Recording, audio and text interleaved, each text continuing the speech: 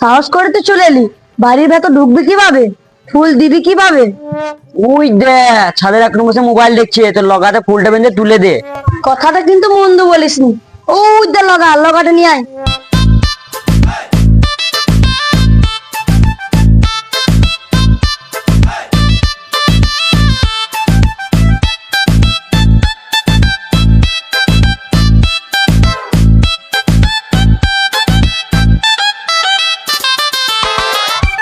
কই গো, লাও ফুলটা ধরে নাও।